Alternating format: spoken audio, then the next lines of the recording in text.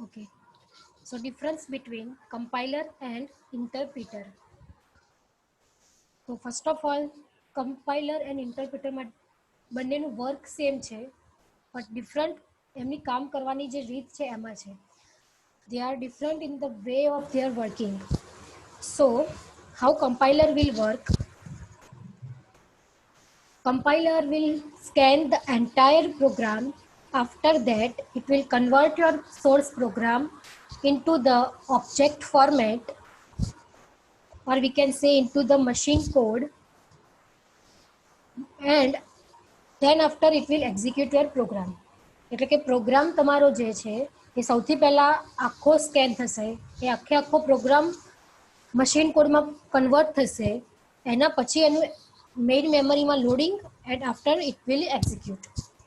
And but what happening in interpreter will not scan your entire program.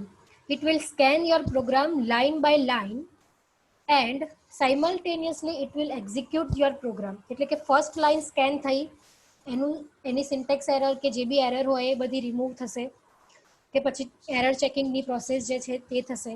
After that simultaneously એનું execution પણ થઈ જશે. એવું નહીં કે આખો પ્રોગ્રામ એક વખત સ્કેન થાય પછી આખા પ્રોગ્રામનું પહેલા મશીન કોડમાં કન્વર્ટ થાય અને પછી એક્ઝિક્યુશન થાય, એવું નહીં. ઇન્ટરપ્રિટરમાં એક લાઈન સ્કેન થઈ, એનું મશીન કોડમાં કન્વર્ઝન બી થઈ ગયું અને એનું એક્ઝિક્યુશન બી થઈ ગયું, એ રીતે.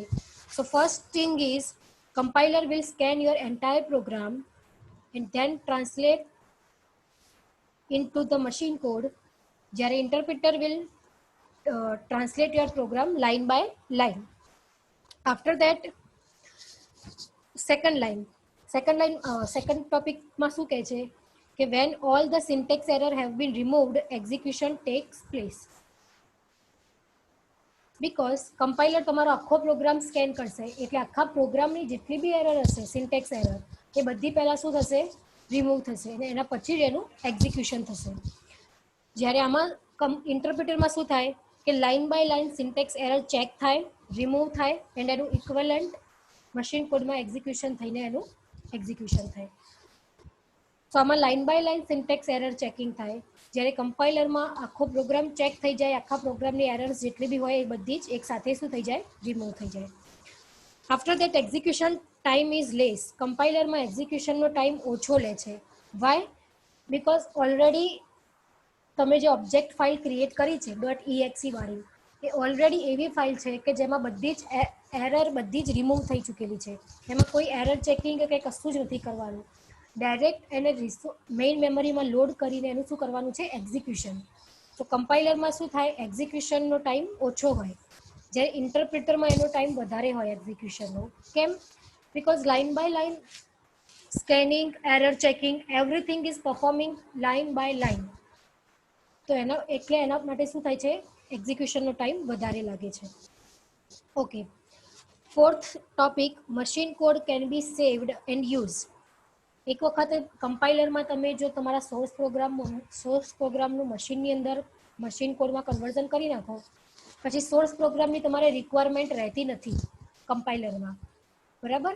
જ્યારે ઇન્ટરપ્રિટરમાં શું હોય કે તમે મશીન કોડને કન્વર્ટ કરીને ક્યાંય સ્ટોર નથી કરતા, એને સાયમલ્ટેનિયસલી એક્ઝિક્યુટ જ કરી નાખો છો.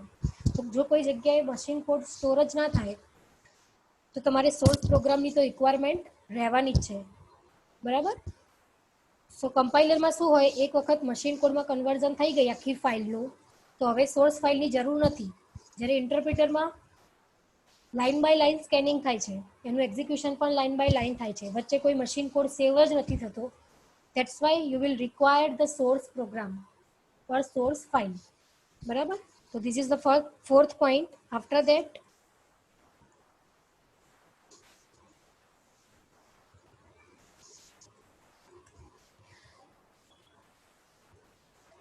ઓકે. ફિફ્થ લાઇન ઇઝ કે તમારે હવે સોર્સ કોડ કમ્પાઇલરમાં સોર્સ કોડની રિક્વાયરમેન્ટ. મેમ હા બોલો. મેમ બીજાને એક્સેપ્ટ કરજો ને જોઈન થવું છે લેક્ચરમાં. હા કર્યા. હવે કમ્પાઇલરમાં શું કે આપણે મશીન કોડમાં એક વખત કન્વર્ટ કરી નાખ્યું, પછી સોર્સ પ્રોગ્રામની રિક્વાયરમેન્ટ નથી. સો સોર્સ પ્રોગ્રામમાં કોઈ ટેમ્પરિંગ કરવાની કે કોઈ સિક્યોરિટી સાથે છેડખાની કરવાની કોઈ પોસિબિલિટી રહેતી નથી, બિકોઝ સોર્સ પ્રોગ્રામ તમે યુઝ જ નથી કરતા એક વખત મશીન કોડમાં કન્વર્ઝન થઈ જાય પછી. જ્યારે ઇન્ટરપ્રિટરમાં શું છે, સોર્સ કોડનો તમે યુઝ કરી રહ્યા છો, તો સોર્સ કોડ જ્યાં યુઝ થાય છે દેટ મીન્સ કે there is the possibility that you can update something or anything.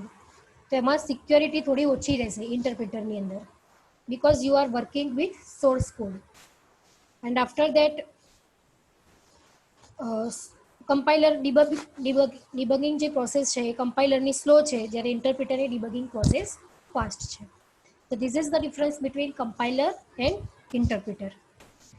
Now we will જે નેક્સ્ટ ટોપિક છે એ જોતા પહેલા આપણે કમ્પાઇલરના ફેઝિસ જોઈ લઈએ કે કમ્પાઇલર કેટલા ફેઝની પ્રોસેસમાં સોર્સનું મશીન કોડમાં કન્વર્ઝન કરે છે. એકચ્યુઅલી તમારી એક્ઝામમાં નથી આવવાનું, બટ નેક્સ્ટ ટોપિક સમજતા પહેલાં તમારે એ સમજવું પહેલાં જરૂરી છે.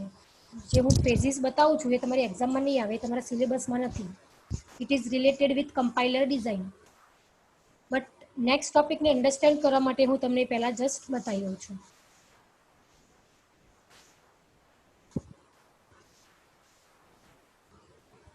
So I'm going to share with you the screen.